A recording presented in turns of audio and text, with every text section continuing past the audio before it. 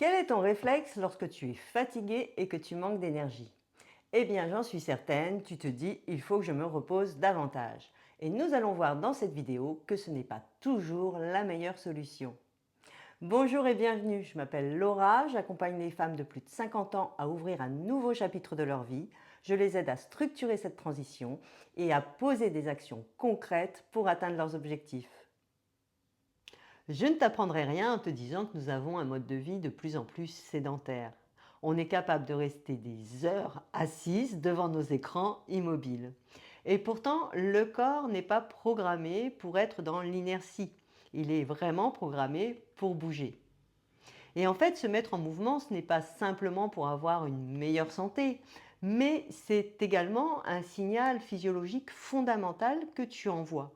Parce que tu augmentes ta circulation, tu actives ton cerveau, des neurotransmetteurs vont être libérés, le corps et les muscles vont pouvoir communiquer et tu vas également stimuler ton énergie cellulaire.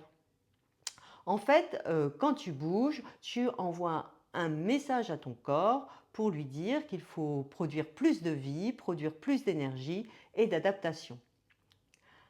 Quand on est fatigué, qu'on n'a plus d'énergie, qu'est-ce qu'on se dit? Eh bien qu'il faut recharger les batteries. Sous-entendu, il faut se reposer. Or, le corps ne fonctionne pas du tout comme une batterie. C'est un système adaptatif. C'est-à-dire que plus tu le sollicites, plus il va rendre de l'énergie disponible et plus il va optimiser son mode de fonctionnement. Évidemment, moins tu le sollicites et moins il va avoir besoin de fonctionner suivant ses pleines capacités. Et du coup, c'est à ce moment-là que tu vas ressentir une certaine lourdeur, une certaine fatigue diffuse, un brouillard mental, un manque de motivation, un manque d'énergie. Et en fait, c'est un cercle vicieux, puisque plus tu es fatigué, plus tu crois qu'il faut te reposer, donc tu te reposes, et en fin de compte, plus tu es fatigué. Alors qu'il faudrait peut-être juste remettre un peu de mouvement dans ta vie. Alors le cerveau et le corps fonctionnent ensemble. En fait, le cerveau, il reçoit en permanence des informations depuis ton corps. La manière dont tu te tiens, ta posture, ton rythme cardiaque, ta respiration, tes mouvements, ton environnement, tes muscles. En fait, lorsque tu te mets à bouger, la circulation augmente, le cerveau est davantage oxygéné et certaines zones cérébrales s'activent. Tu as même des capacités cognitives qui peuvent être augmentées grâce au mouvement. Par exemple, si tu veux mémoriser quelque chose, fais-le en bougeant. Ce sera beaucoup plus efficace et performant. On a souvent longtemps cru en fait que le muscle n'avait qu'une fonction mécanique. Mais en fait, quand tu actives ton muscle, il y a des molécules qui sont libérées, qu'on appelle des myokines. Et alors, il y en a plein, hein, toutes sortes de myokines. La plupart, effectivement, contribuent à la réparation des tissus, à l'utilisation des graisses et bien d'autres choses. Mais parmi ces myokines, il y a le BDNF. Alors, le BDNF, on l'appelle l'engrais du cerveau. Pourquoi? Parce qu'il participe à la neuroplasticité, c'est-à-dire cette capacité qu'a ton cerveau à créer de nouvelles connexions neuronales, et ceci quel que soit ton âge, tout au long de la vie. Alors, nos cellules, pour fonctionner, pour que notre organisme fonctionne, elles ont besoin d'énergie. Et cette énergie, elle est créée grâce aux mitochondries. Et en fait, ces mitochondries, elles sont hyper réactives à notre mode de vie.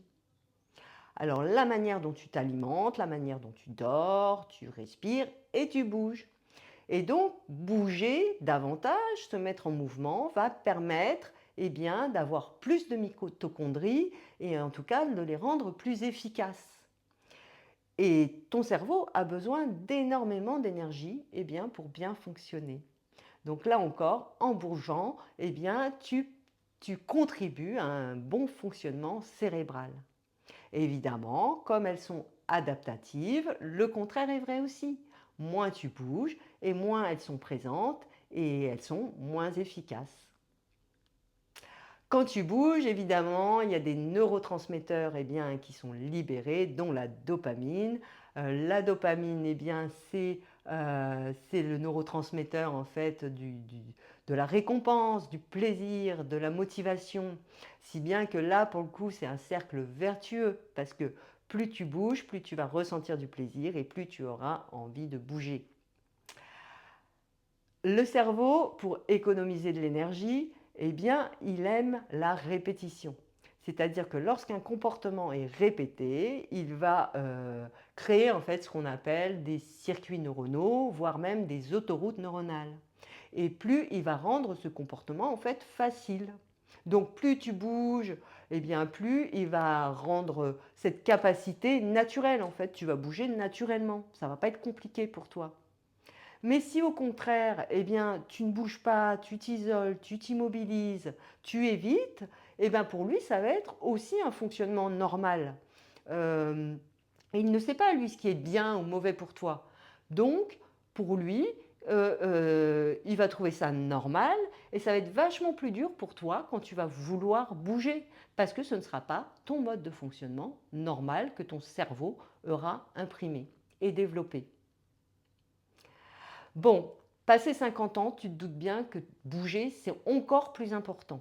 Pourquoi? Parce que ton organisme, ton métabolisme ralentissent, parce que tes muscles fondent, parce que tes capacités cérébrales ralentissent également. Et puis, avec l'âge, on se donne aussi cette excuse de je peux moins bouger parce que je suis plus vieux. Du coup, on se trouve une bonne excuse à notre sédentarité. Et là, c'est un vrai piège parce qu'au contraire, tu as besoin de beaucoup, beaucoup plus de mouvement. Parce que tout ça, ça va activer, tu l'as bien compris, tes capacités cérébrales, ta capacité de mémorisation, ta façon d'être attentif, ta concentration, ta clarté mentale, ta capacité à prendre de bonnes décisions. Mais ça va aussi participer à ta motivation, ton envie, ton humeur.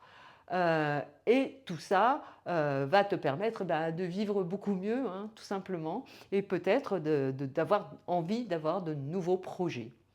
Donc, il est encore plus capital de bouger, de se mettre en mouvement après 50 ans. Donc, tu l'auras compris, le corps et le cerveau fonctionnent vraiment ensemble. Le corps est un système adaptatif et donc plus tu bouges et plus lui va te donner ses capacités à bouger et à te mettre en mouvement.